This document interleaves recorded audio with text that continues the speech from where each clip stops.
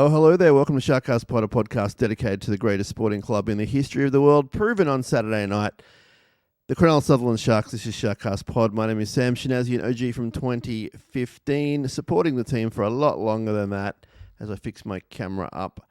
And this is catching up with Kieran over coffee about Cronulla, bright and early Monday morning, and no place I would rather be, with the exception of maybe Minneapolis, Minnesota or something, or Cronulla Beach, than talking to my friend Kieran Fraser, who's here in his Super League jersey. He's a man that never forgets.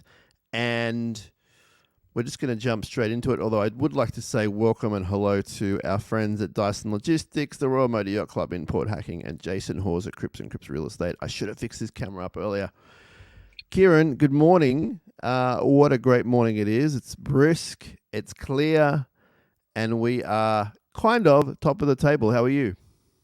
I'm fantastic. That was a stressful weekend for me. I was um, not expecting the result that we got. I thought it was going to be a little bit tighter. I thought it was going to be a harder game than what they did. But they withheld through that storm and came out the other side. And now they're back at the top of the ladder. They went 4 from 6 in that block of games, and I don't think we could ask for much more, except for maybe those losses weren't so bad. But hey, I don't even remember them now after that win. That's not true. It was a great win.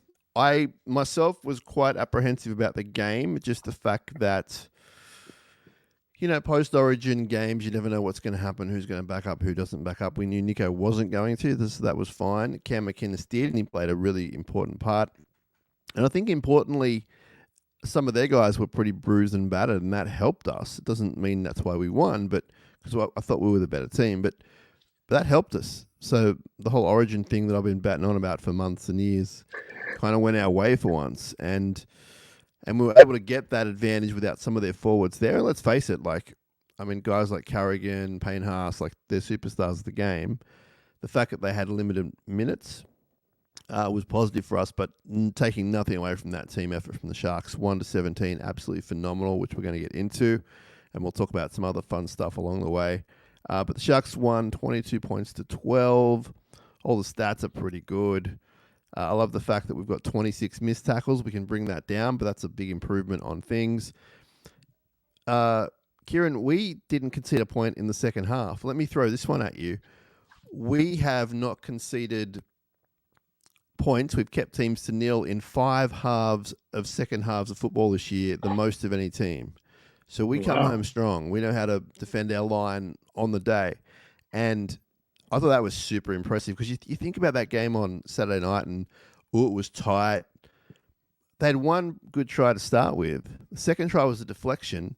They didn't score again. So as nervous as we all were and as tight as it kind of was, which it was a great game, I thought that watching it back, it wasn't that close. We were going to win that game. And as I said, going into it, wasn't overly confident. Yeah, I was the same. I always say that I'm a keep it realist Sharks fan. So, I don't get too high and I don't get too low with some of the results.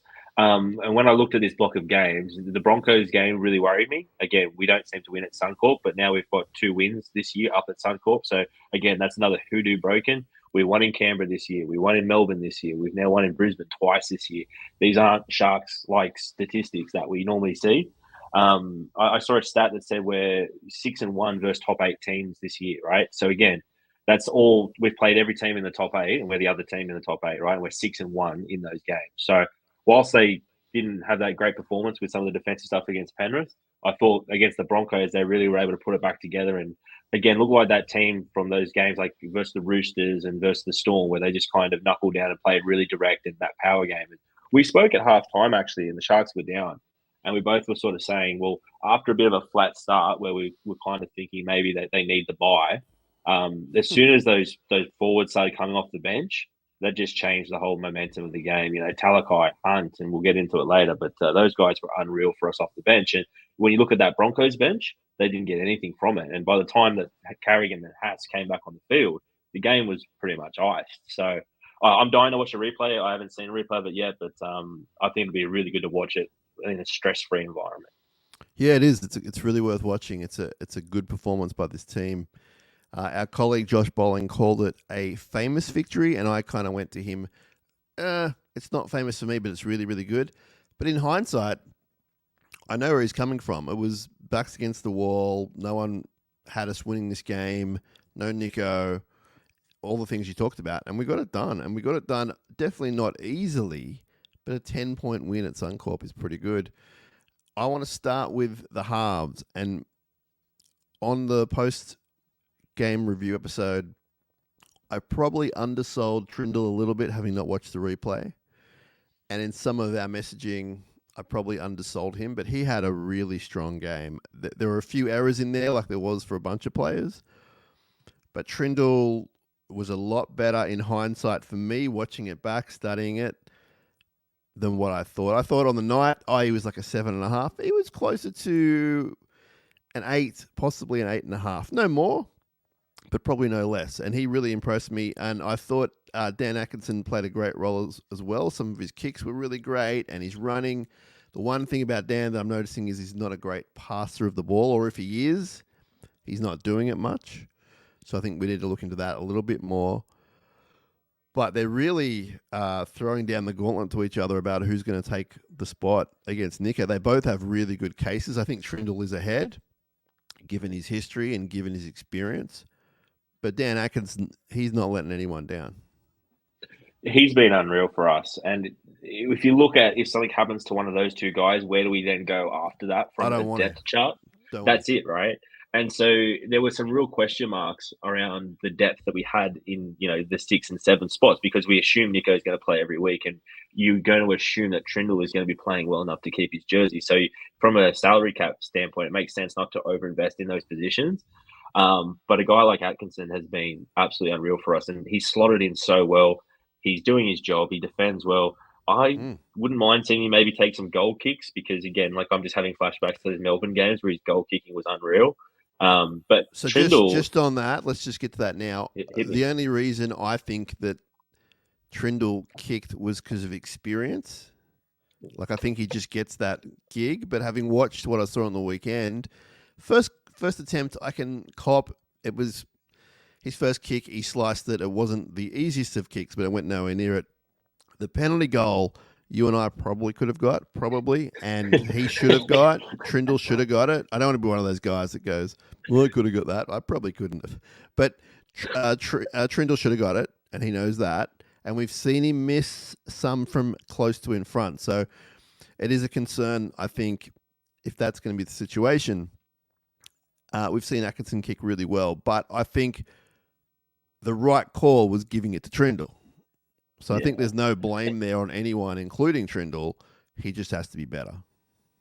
Yeah, and to that point, I think Nico is going to be doing the goal kicking majority of the time, right? So we are talking about our second and third string options, right? So it's just something that I think I saw, because, again, when Atkinson kicked, he looked absolutely phenomenal. But, again, he could just shank them the next game, and we would be all saying, why didn't Trindle kick, right? So yes.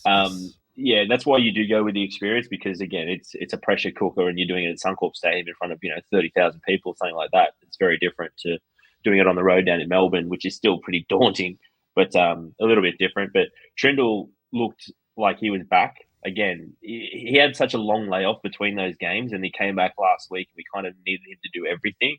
I think now he kind of looked a little bit more comfortable against the Broncos, and felt like he was back a little bit. So it'll be interesting to see the team this week, because I'm assuming Nico comes back. I'm assuming his calf is all good and he's right to play. So I think we're going to get our first little bit of visibility in what we actually do there. I'm assuming Atkinson will probably go to 18th man, just because, again, if there is a HIA, he can literally fill in anywhere in the back line. You can even put him in the back row like we've done in the past too. So it'll be interesting team list Tuesday tomorrow. Yeah, and I don't want to jump around too much. I'd like to keep to our little plan and storylines, but on that, you cannot have a utility on our bench. That bench saved our butts. And I was thinking about that. I was like, well, Dan Atkinson or Trindle, whoever it is, they can't really slide to 14 anymore, at least in this current climate. If things change, there's injuries, whatever, there's that option. But, man, that 4-man bench of big boppers is working so well. He's not going to tinker with that. We know that there are players out there that can be versatile as well. So, and we've seen it. So that's not going to happen. One of them will miss out this week. And when you look at that full bench, right, that is just these super huge humans, and they're just rolling through the middle of teams, right? So when it's on, it's really on. And Luke Keary was talking about it on Fox Sports, and he said we played the Sharks earlier this year, and he said it was like playing a completely different team, because he said last year when they played the Sharks, there was a lot of side to side stuff. But he was talking about how the Sharks have stripped all their footy back, and now they're just going straight through the middle, and they just keep putting on these big, enormous humans, and it's really hard to hold on against it, right? So if we can hold the ball and kick well, then those forward guys, they're going to do a job. And Jack Williams, Tooks, Royce Hunt off the bench was unbelievable. Talakai, was starting this week, but the impact that we're getting from the bench is, I think it's the best bench in the comp. One of the things that caught my attention, Kieran, was the fact that this week's tries, they weren't that flashy. They were just powerhouse or from kicks or just from pressure. And I don't mind that. Obviously, we don't care how we score. We just got to score. But this week, maybe with the missing Hines addition to the game, that had something to do with it. But just really solid game of football. Wasn't too flashy. There were some exciting moments, but just, your boy Katoa just with a great run and a step, but it was power. Like the step was skillful, but then he dragged a few guys over, and just those sort of tries. The Blake Brayley one was off a kick, which the fella spilt, and they were just great kick pressure, and then a pass to him. What else did we have? We had the Trindle try, which again was short range, beautiful, just dummy and go, show and go. So that was a bit different this week, which is great. Win however you got to win. Let's get into the players. We'll start with the forwards. We saw the great move of bringing in Toby Rudolph to start the game, and Tall Tom Hazelton went back to the bench. Toby ripped it up.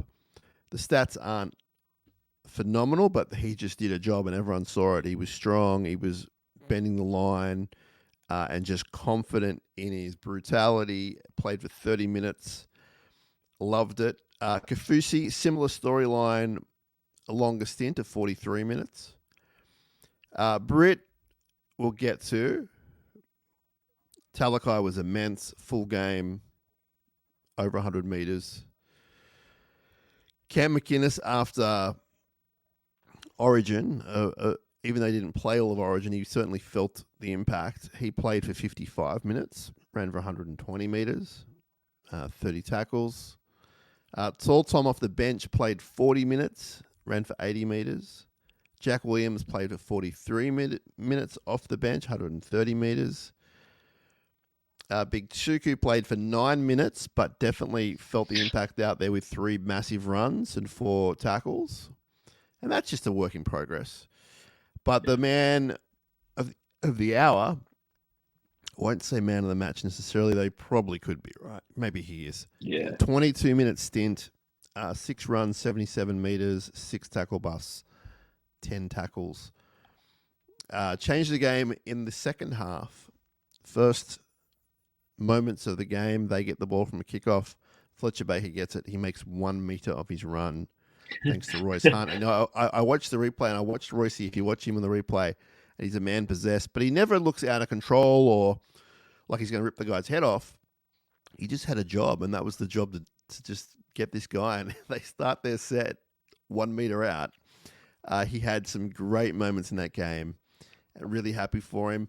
It does come at the same time as when there's news that, even though the club hasn't announced it, it's alleged that he has been told he can be shopped around for when his contract is done. Not for now, but in coming years. I'm going to chase that one this week. I don't know how much of that I believe. Like, I'm sure where there's smoke, there's fire. But I don't think it's a matter of we don't want you. I think it's more see what you can get. We'll see what we got. But if he keeps playing like that, and to be fair, he hasn't historically, and we love him on this show. We love Royce Hunt as a person. But if he plays like that week in, week out, he won't be going anywhere, and he'll be getting a payday, and he'll be probably starting games with Fanua Blake if he is at that level every week. Having said that he hasn't been like that every week, he's been really good for the past month or so, however long he's been back. And we've said that on the show. Like, he's been really strong coming off the bench. So stoked for him. And we'll see what happens with the club stuff. It's down the track. I'd love him to stay. But I think he just had a hell of a game. I don't think he was necessarily... Maybe he had a point to prove. I'm sure he's that sort of fella. But I don't think it was like connected with the fact that that stuff was out there in the press. What did you make of his performance? I thought he was interviewed after the game and he said my role was to come on and cause havoc, and he caused havoc. Like, he is one of the biggest humans that we kind of just don't even think about because there is guys like Hazleton and Tooks now. But Royce Hunt is a man mountain if you ever see him in person. Like, he is just ridiculous. And he's finally found that level of aggression that I think we all want from him. And I think the limited role really suits him because, again, he doesn't have to play the 30, 40 minutes. He can come on for 20, just cause chaos and smash blokes. And he's absolutely fantastic at it. And just on the contract stuff, I thought it was interesting how it was actually worded. So he is on November 1st available to talk to other clubs for 2026. So the club made it very clear in all these weird things where it wasn't really from the club, but everything that was written about the potential for him to leave was for exploring options for 2026. So that says that they plan on keeping him for 2025. Now, obviously, if he does a deal somewhere else, and like the Fanua Blake situation, that club will try and get him earlier, like we've obviously looked at with Fanua Blake and all that type of stuff. But the reality is we don't have to let him go. And it's that situation that the Sharks always find themselves in where it's like, okay, well, if you want him early, what do we get in return? This is what we did with Metcalf, and we held on to Metcalf for 12 months. Didn't even play him. We held on to guys like Lachlan Miller, Connor Tracy until we got the players that we wanted. And then we got these talented juniors on low contracts, put them in the top 30, which allowed us to then go out and buy a Fanua Blake, right? So the stuff with him and being off contract, I don't think it's going to be too much of a worry. There's obviously a chance, he could go, but I think there's absolutely no chance that we would let him go this year. And I don't see why he would want to go from, a top 4 team, a team that's leading the comp, to go and playing for Souths, Yes, Souths are coming to bounce back and all that type of stuff, but unless they're offering him a ridiculous amount of more money, then I can't see why he would try and force that sort of issue. And he doesn't also seem like that type of guy. I think he would want to be with his brothers and try and make a real push for the finals here. But something's going to have to go, mate. Some players aren't going to fit in. And, when we talk about, how they plan the squad, they always talk, we plan this roster 5 years out. So what they've done here is they've done a move 18 months out, and they've said to Royce, if you can get that contract for 18 months' time from now, go and get it. Because we don't know if we can give you a spot in basically 2 seasons' time. And when I think he'll be like 30 at that point too, right? So again, we can't keep everybody, but it's a bit strange how well he played when that story broke. I, as I've said, love Royce, and he's a great fellow. He's done stuff for me off the field for people. Like, he's just a really beautiful human, and I don't say that lightly. But I think he is, and I hope he doesn't mind me saying this, I think he is a sort of fellow that probably, if there is a bigger contract out there, I think that, and it wasn't necessarily a despicable team, I think he would definitely be close to taking it because he's a family man. It's a short time in the game. His loyalty is with us. We've given him that chance, but I think he's repaid it. Like, it's not like he's gone out there and not tried hard, so you can't say he hasn't repaid it. I think that if there is a bigger deal there, he would definitely consider it. I'm not saying he wouldn't do a Hamlin Willie and go, you know what? The Sharks have offered me something fair. I love the area, my boys. I want to win a comp. I'm going to stay. I'm not saying he wouldn't do that. But I think out of all the guys there, I could see him rocking up at South Sydney training, like, in all honesty. And I mean that straight face. Like, I could see him in other colours, and that's not a slight on anyone or anything. It's just business. Could you see him there this year? No. Sorry, I should double down on that. Definitely not this year. Yeah. I don't think. Obviously, anything can happen, but I would be highly surprised. I'd be very surprised if that happened this year or even next year. Next year is more likely than this year. I think this year is very unlikely. Agreed. But the year after that, I think it's open. But I hope that we can come to the party with something, especially if he keeps playing that way. So we'll watch this space. It's all about roster management, mate, because if you look at Hazleton and Tooks, they probably are combined making what Hunt makes, right? And so, from a salary cap standpoint, sometimes you have to make these tough decisions. And the emergence of those two front rowers has really created that logjam. So, I could see him wanting to not be a reserve grader and Yeah, taking a big money deal elsewhere. But it yeah, just shows you the player market because, like, he will get a decent sum of money on the player market. Like that, yeah. the West Tigers front row, they're talking about he's going to get close to $1 million, which is just absolutely insanity when you think about what we paid for Fanua Blake. But the one thing I'll say with Hunt is shout out to whoever did that recruitment drive a few years ago where we had no money in the salary cap at all, and they picked up Royce Hunt and Sifa Talakai on those train and trial contracts for the Jets, Yeah, and yeah, mate, they've become permanent first graders for us. It's been yeah. I unreal. mean, give some love to Johnny Morris. He was involved in that. It's not specifically his decision, but he was involved in that. I was thinking that same scenario, Tuku versus Hunt. What do you do? And it's like we've only seen a little bit of Tuku, but based on what he's done and how he looks, you can't kind of go, oh, I'll take Royce over him, given that it will be half the price, etc., etc. So it's a tough one for Mr. Mooney and the crew, but we'll see what happens there. Man, Will Kennedy again was phenomenal. He was so safe. There were some pretty hairy bombs going up there, and he just handled them so well, got us on the front foot. Thought he was fantastic. There's still people out there just kind of not sure about him, and I personally don't get it. I understand he's not flash, but man, he's good. I thought Yeah. all the backs were great actually. I thought Cal Iro had a really strong game. And Jesse was back. Jesse, that was classic Jesse defensively and just with his hit ups. I thought all five of the backs were great. We've spoken about the halves.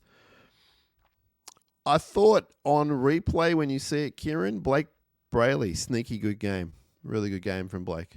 What'd you make of that? Yeah. I think I sent you a message after the game. So I think that was Blake's best game I'd seen him play. And that try that he scored where he was backing up from Talakai with that quick pass that Siffer threw, that was not an easy take. And No. there's been so many times over the years as a Sharks fan, we've seen that ball bobble right over the shoulder. What did that remind you of, that little scenario? Anything come to mind?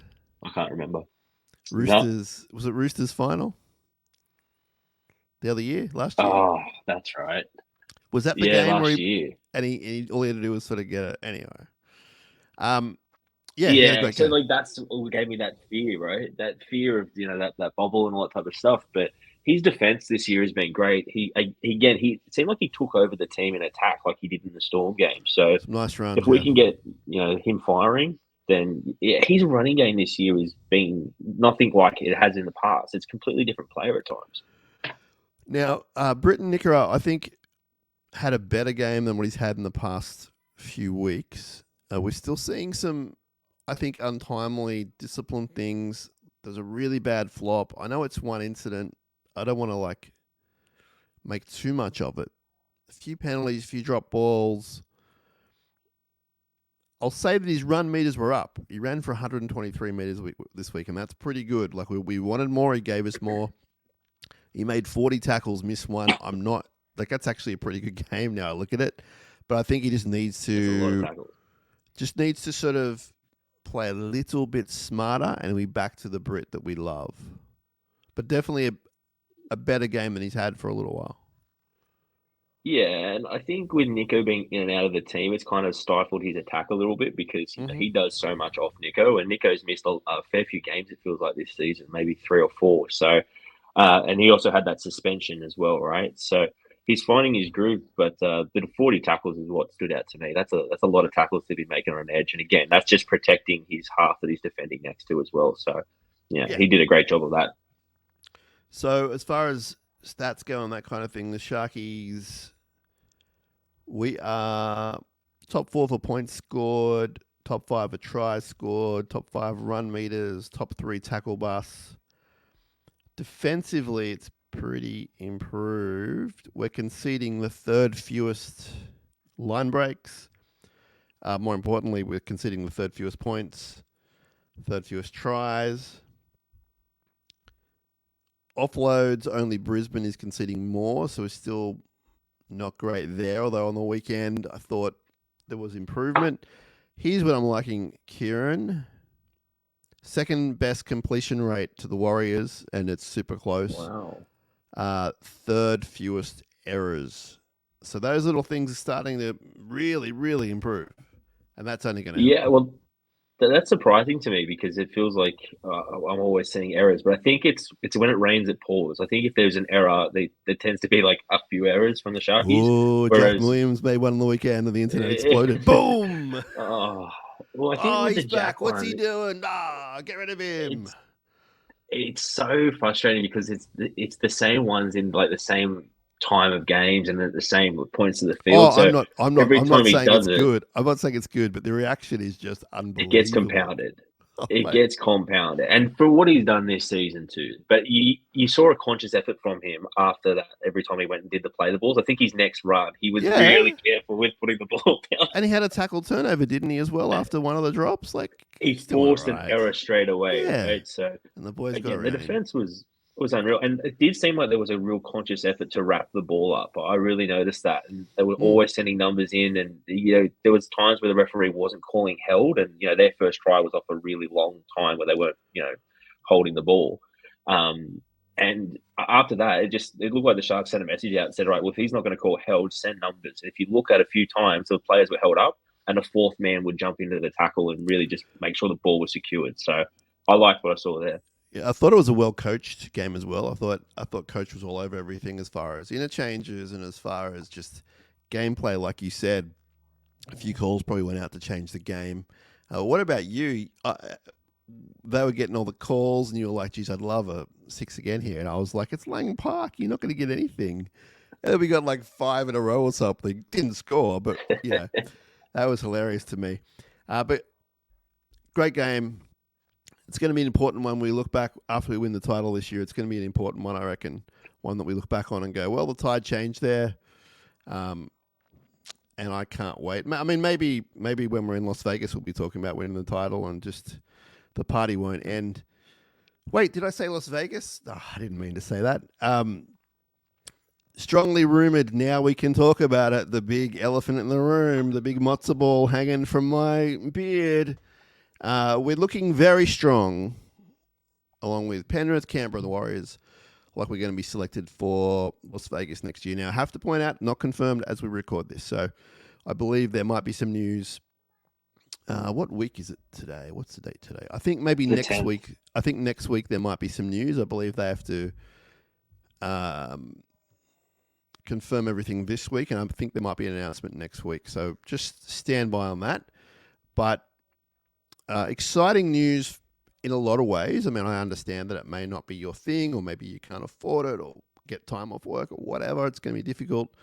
I think it is one of those things where some of our fans will be able to go and enjoy it, and some won't, and some will be desperate to go. So there's, there's a lot of emotions involved, but it's kind of cool, from a lot of different perspectives. There is, the slight worry that I have. Our colleague Clinton Maynard has mentioned, it won't surprise you, that, how's it going to affect our year as far as playing goes? But I just think we go, get the team name out there, make some money, and then come back and worry about all that stuff. But what are your thoughts? It should be fun. So I did the Vegas trip this year, and I was lucky enough to be over there for work at the same time, right? So I got to experience, the NRL in Vegas, and it was some of the most fun that I've actually had. And I only got there the day before the footy, but it was just rugby league jerseys everywhere. It was like Australians and people from the UK had taken over Vegas, and all the Americans were asking you about it, like what team is that, and all that type of stuff. It was a lot of fun. I think if the Sharkies are going over there, I would like to definitely go again. It's just going to depend on work, and I've got a few trips coming up, so I would love to Don't go. start backing My up now, advice would man. be, if you're going to go a few days. Yeah, go a few days early, because they do a lot of stuff like on the strip and fan experiences and stuff like that, so you can really enjoy it. But the one thing I'll say is that Vegas isn't as expensive as a lot of people might assume. You can get some some hotels really cheap. I mean, I stayed at Planet Hollywood. I think it was like $89 for the night. Again, I just wanted somewhere cheap. I'm only and laughing it's in the because middle. I've done that, and I think I got it for $49. So Yeah, so like there's a lot of hotels that are cheap. Like the Flamingo is dirt cheap. There's a lot of really cheap options. It'll be interesting to see where the NRL puts the Sharks, given our relationship with the Cosmopolitan Hotel, which is smack bang in the middle of the strip, whereas NRL I players were down I the end last this year. I think there might be a little bit of negotiations going on with certain billionaires over there, and that I think it could be NRL wide or it could just be us. I don't know, but It could either be way, just I the think. execs. Well, it could be the execs. I think either way, whoever makes their way over there close to the Cronulla Sharks, they'll be having some good meals and some good times, thanks to our lovely friends over there. And people are already hitting me up. Hey, you're going to do a show over there? Whatever. It's like, yeah, whatever we can do over there, we'll do. Love to do a show. Whatever people want, we'll try and do. So the plan is to go over there and have a good time, and we'll see. It's not locked in. And Kieran, I keep saying that because the Storm were locked in and they're not going. So things can happen, but it's very, very, very, very close. The other thing that we found out on the weekend is that due to some changes in legalities and that kind of thing, PointsBet Stadium will be called something else shortly-ish. They're going to stay on as a Really? sponsor. You didn't hear about this? No, I didn't. Well, I don't know what my son's looking at me to do, but do you want to come on the live on the YouTube and tell me what you're doing? What's the problem? What? Use your words. Sure.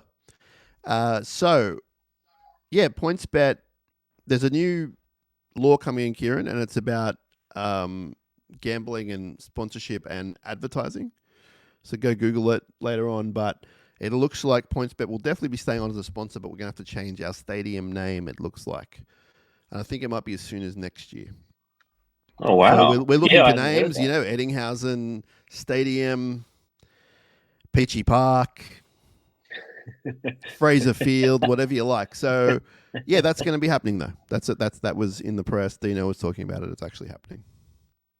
Okay. Well, look, I think anything we can do to kind of get away from all the flooding of gambling around football is a good thing because Sure, it is ridiculous at this point. sure, Because you try yes, and watch a game and it's just preying on people. And I do put on bets and they don't hit, so maybe I'm just a little bit bitter, but there's a lot of it, and I do worry about kids and stuff like that coming up because agreed, it's agreed. when I was growing up, you never saw ads to put on a multi, right? And now before a game starts, you're seeing it 5-6 times, right? And they make it look so easy, but the reality is it's definitely not. All right, so watch this space on that one. We have the Dolphins on Thursday night, Kieran. We're excited about that. We can't wait to be down there at our home, and it's going to be a good game, that's for sure. Dolphins are a good team. It's going to be a tough one. They've got like the second best attack in the NRL. They're sneaky good with the attack. They're very solid with completions, and that it's a very similar game to ours. Defensively, a little bit less than us, but they're Wayne Bennett coach team, and it's going to be a tough game. I have no issue that we're going to win the game. I don't think that's a problem, but it's going to be a good game. If you're thinking about ahhing about going, I'd definitely head down. You and I are going to head down. We can't wait. What are your thoughts on the Dolphins? Battle of the Fins. I get so excited when it's like a first. So it's like the first time the Dolphins have come to Shark Park, and that just Which makes is me why I love you. excited. That's so cute. Yeah, like I'm excited about like they're looking at these new teams like the 18th and 19th team and all that type of stuff, right? I'm super The Perth Sydney super into that Bears. sort of stuff. Yeah, well, I think that that's a topic for another conversation. But if they put a PNG team in there, I think they're just absolutely off their heads because Well, who's going to want to play there? Like they're going to be in trouble. But they're the already been Dolphins, told they're going to be living in a gated community. yeah, but I mean, Wade Graham was interviewed about that. He was like, "There is no chance." He's like, "You'd have to pay me double, and even then, I don't think I would do it." But like, yeah, it's pretty crazy out there too. But yeah, the Dolphins, I think they're a tough team. They've got a lot of veterans in that forward pack too. So again, they can do a little bit of niggle and try and bring us down to their level. But it The should be a great night. halves, Hopefully, the weather's good. the halves are phenomenal. Young Katoa and Nicarimo, who people probably think, oh, he's a fringe first grader. His line break assists are out of the park. He's killing it. They've got the hammer, right? The hammer's a fins up guy, isn't he? Hammer, yeah, they got Hammer and Osaka always seems to kill us because of the Sarko, our ghost of the boy. 20s past. Yeah, and But the other young wing is good. Like it's a good team. Yeah, and it'll be a tough game. And I think the hard part will be for them is they've been up for the last 6 weeks against six heavyweights, right? And yes, Parramatta's down the bottom of the table, but Parramatta everybody expects to go on a run now and to be, Yeah. pushing for the 8.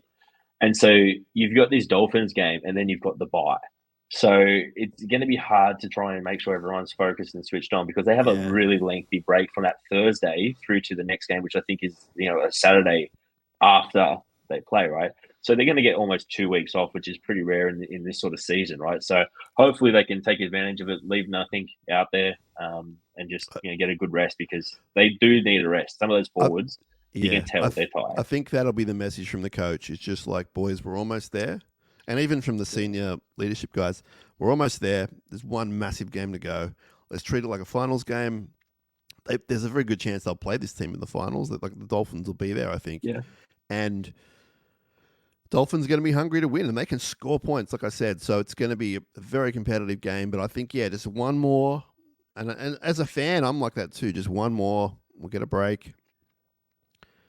We're not going to Fiji. No one's going to Fiji. Fiji is for before Vegas, you know what I mean? Or on your way to Vegas or after Vegas, but we're not going to Fiji. Well, they go via Fiji Airways, right? So some people go. were doing that trip where they're going from Sydney to Fiji to LA to Vegas, and that just sounds like a horrible route to take.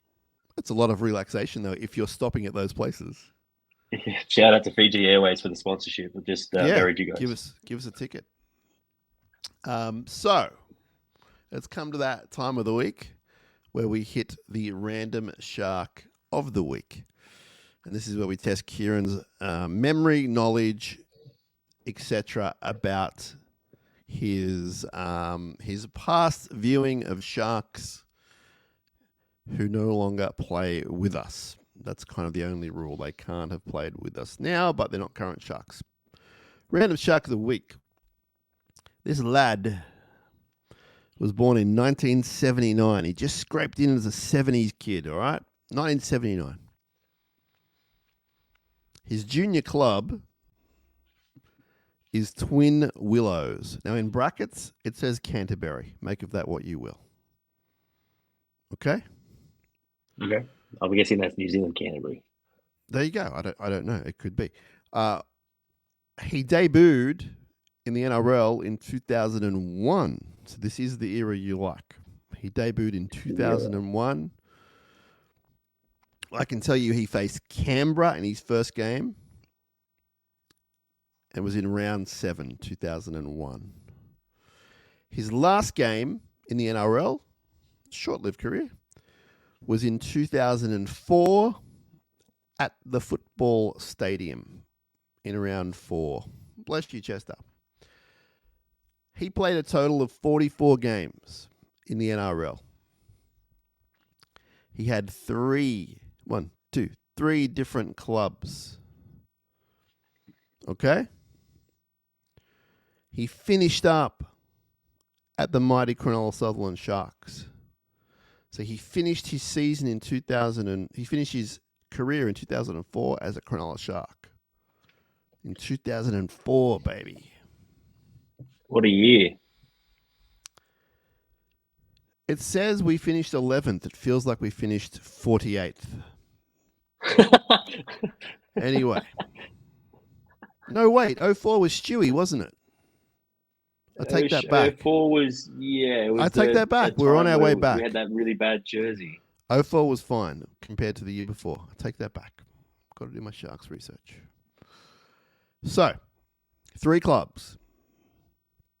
One of the other clubs was the Dastardly Dragons. Boo. Hassan Sailor?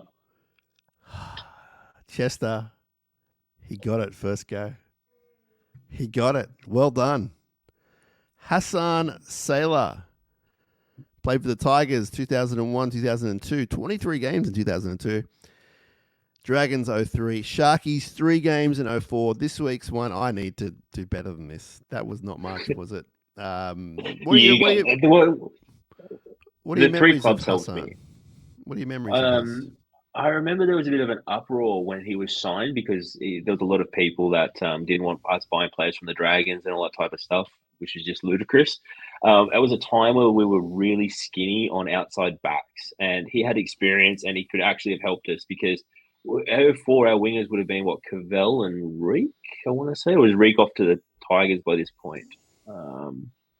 But either way, we didn't have a lot of wingers back in 2004, and you look at guys like Katoa and Mulatalo now, and you just go, we are so lucky to have these guys because we struggled for a while there. But I think he owns a restaurant in Paddington. I want to say, or he used to own a restaurant in Paddington or something like that. And we went to Maloney's 30th there, so fun times. That's the last time I saw him. But he looked after you. Hassan Taylor. Absolutely no idea who I was. I probably walked past him maybe 3 times, and he did not know I existed. So, looked after me. I remember at the time when he came, and this is all respect to Hassan.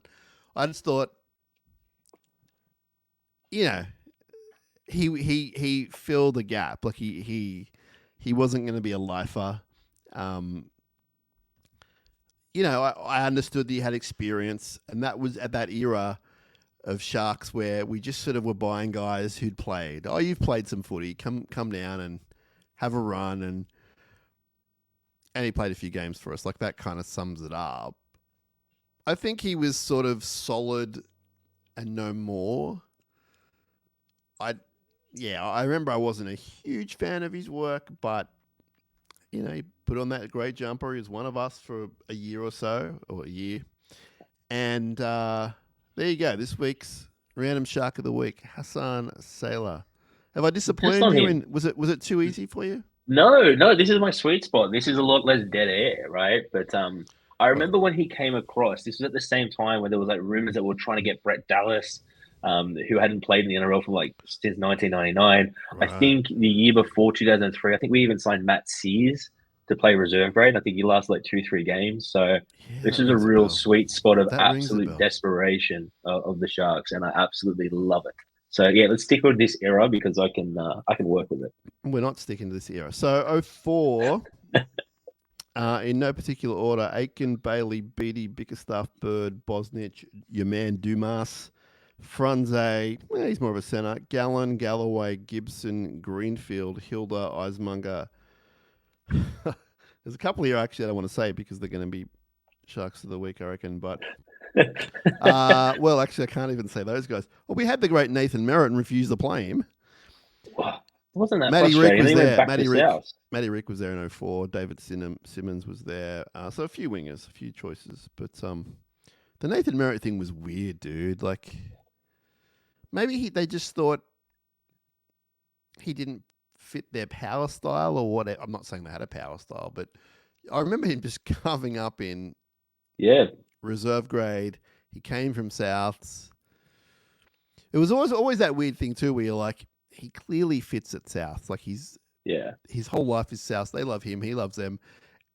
We've got him for a short time, obviously. And when he played for us in first grade, I remember him being pretty good. That's just my memory of it, but you don't think much about Nathan Merritt being a Shark, but he was. It was one of those things because we had nothing on the field, and it was just we wanted hope. And then there was this guy that we'd signed from South who had all these raps on him, and it was like scoring points at will in reserve grade.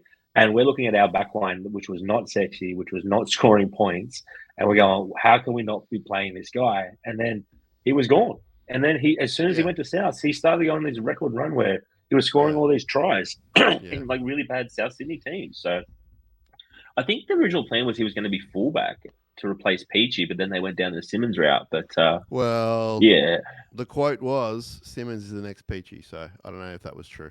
Well, you know who was going to be the next David Peachy? It was Jared Taylor in 2002, 2001. He was that guy. He had a big following online, Jared Taylor. And I think I have no idea where he ended up, but I think he popped up in 2008 at the Rugby League World Cup for France. Did he play first grade? Jared Taylor, I think he debuted in 2001. He definitely played a game, I think, or two in 2002. And I remember a game versus Canberra he played, and they absolutely terrorized him. And I don't know if he played again. Taylor. Maybe he did. Jared Taylor. Yeah, so if I was playing Random Shark of the Week, I would not get that. I'm a sick man. You are. We've got one more thing to discuss before we go, and that is Who killed WCW? There's lots of answers to this one. So we're one episode in of a new docu-series, which we're watching online. I don't know where else you're going to watch it. Maybe SBS down the track or somewhere. But it's made by $7 Productions, I think they're called. The Rock's got his hands on it. It's also the guys from Dark Side of the Ring. So that's pretty cool. And we watched episode 1. It was really good. Really loved it. Boy, there's some grizzly people out there. Grizzly rich people like Kevin Nash. I'm going to throw your boy Bret Hart in from what we're going to see. Oh, dear. I'm imagining Vince Russo is a bit grizzly too. What do you think? I thought it was really good. I thought it was good. I mean, the story's been told 1,000 times, right? But it was kind of more of that Last Dance style documentary where they were trying to get a little bit more raw and not have it just from the WWF's perspective, because the winner always gets to rewrite history. But it was actually really interesting to see some of the quotes and some of the people on there, and how emotional these people are still about this. But that's just from a business perspective, how a company can be a multi-billion-dollar company and then 3 years later not exist anymore. Like, that's just, to me, super interesting. So again, look at our Sharkies, mate. We've got no money and we've been existing for 40, 50 years. So imagine if we started getting some billions, baby. The rumor is we might have some money now. We're not. Yeah, well, the rumor is we have some money now. So I'm looking forward to. I'm just guessing it's week by week, right? They're not dropping a whole bunch. I think it's every Tuesday or Wednesday night in America. So yeah, the next day for us. By Thursday we should have it. Yeah. So we saw it on the YouTube. Go check it out. Who Killed WCW? If that's your thing. I'm looking forward to Billy Goldberg getting on there, and I think Vince Russo will say the word bro more than I say dude, which is a lot. And I know there's a lot of people listening, watching, who are going, what the hell are you talking about? There's a whole bunch of others who really like us talking about the squared circle, so sometimes we do it. We're here to talk about Sharks. Can't wait to get down there on Thursday. Kieran, should we make some grand announcement about where we're going to be before, or just we'll go somewhere before and we'll see what happens? Well, I think so. I mean, we'll be down at Hairy Man, so I've just spoiled the announcement. Let's do it. Let's see as many people as we can down there, and get your weird Sharks merchandise out. Like, I want to see some weird stuff. Yeah, but that doesn't go for Ash the historian. He's not allowed to wear weird stuff because it's just too good. So we don't want. Yeah, he just puts us all to shame. So yeah, he's banned. We don't want Beer Boy spelling beer on his Steve Rogers unique game worn jersey. Yeah, we don't want that. But we'll be down at the Hairy Man, you and I, and it's not an official SharkCast thing, so don't think we're going to be doing a show or anything, and we'd love to, so that's something in the future, but we're just going to be hanging out, so if you want to come down and say g'day, we'd love to say g'day.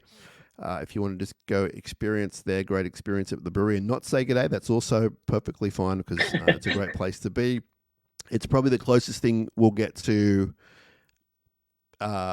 game day experience, I think, until the club is up and running. There are places in the precinct, obviously the Chinese restaurants open, etc., etc. So do what you got to do.